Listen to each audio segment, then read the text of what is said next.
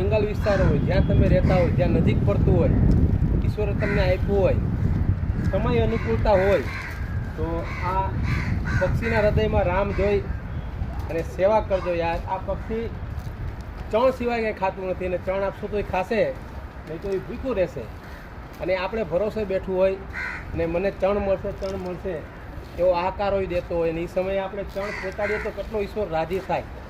અને એ રાજી તો બજારમાં ક્યાંય તમને વેચાતો નહીં મળે કે ભાઈ 200 રૂપિયા આપો, મને આનંદ આપો, સેવા આપો. તો સેવા ધર્મ ક્યાંય બજારમાં નહીં મળે, એ કરવાથી જ મળશે.